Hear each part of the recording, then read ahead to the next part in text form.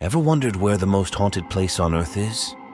Get ready to visit the most terrifying places in New York and England, where terror haunts visitors' dreams ever since. Make sure you stay tuned until the very end, because the final part reveals the absolute most terrifying place, and you don't want to miss it. At number 1, we have the Amityville Horror House. Let's dive into its story.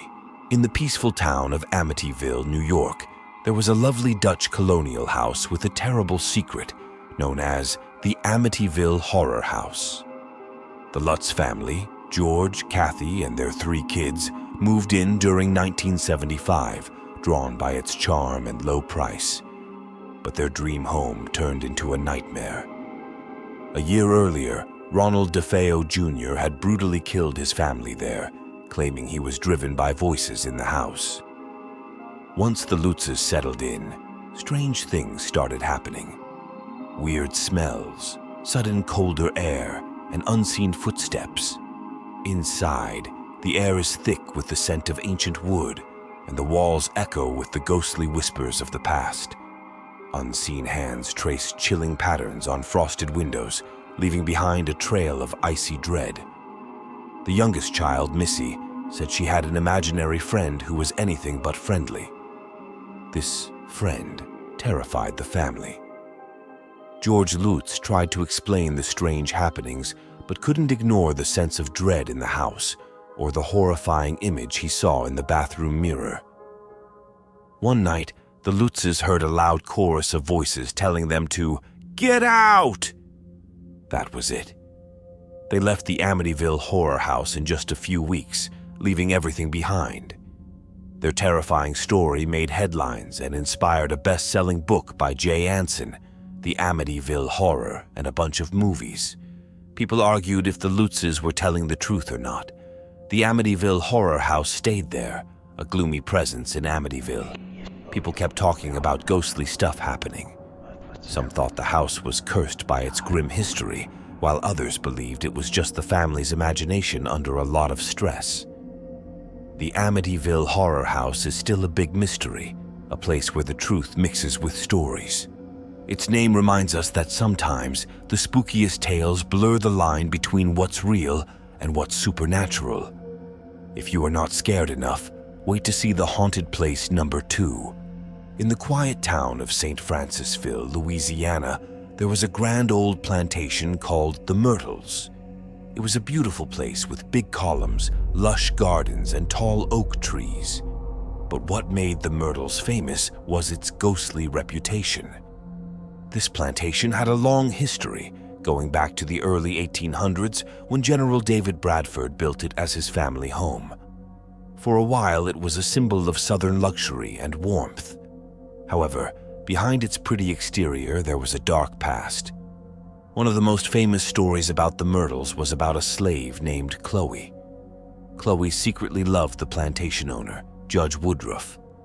To get closer to him, she eavesdropped on his family. But one day she got caught, and Judge Woodruff had one of her ears cut off. Chloe, hurt and angry, started wearing a green headscarf to hide her injury. Her love turned into bitterness. To get back to Judge Woodruff, Chloe baked a cake with poison and gave it to his family.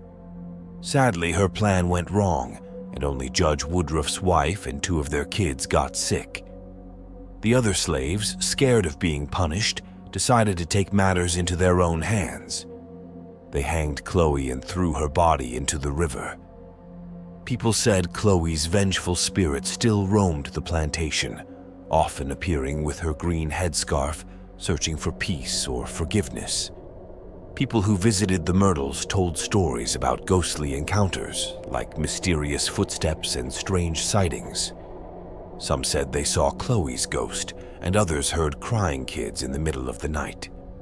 Over time, the Myrtles became known as a haunted house, drawing in people who were interested in ghosts and curious tourists. It was a place where history and stories mixed, and where the past and the present felt connected. Even now, the Myrtles Plantation remains a place filled with history's echoes. Whether you believe in the ghost stories or not, there's something strange and fascinating about this southern treasure, the mysterious and haunted Myrtles Plantation, And finally, we have Borley Rectory located in England. Let's understand its story. In the peaceful Essex countryside, amid old trees and quiet meadows, stood the eerie Borley Rectory. It was famous as England's spookiest house, luring the curious and brave with stories of ghosts and strange happenings. In the 1800s, Reverend Henry Bull built it as a serene home, but in 1862, folks saw a phantom carriage with a ghostly driver and footman appearing and vanishing in thin air. Over time, more eerie things happened. Mysterious footsteps echoed, shadowy figures appeared, and weird writings appeared on the walls. Even the chapel hosted a ghostly nun. In 1928, the Bull family left, and Reverend Lionel Foister and his wife Marianne moved in. Their stay was full of strange occurrences.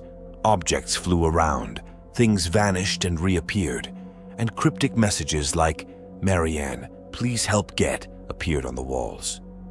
Harry Price, a famous ghost investigator, visited in 1937. He explored hidden passages, secret cellars, and uncovered a tragic love story. But in 1939, fire destroyed Borley Rectory, leaving only ashes. Some say it was set by supernatural forces, ending the rectory's ghostly legacy. Even in ruins, Borley Rectory keeps capturing the imagination of ghost enthusiasts. Whether it was home to spirits or just overactive imaginations, the legend lives on in England's most mysterious and haunted places. If you enjoyed this video and want more, be sure to hit that like button and subscribe to our channel for weekly updates. Don't forget to ring the notification bell so you never miss a moment of excitement. Share your thoughts in the comments below.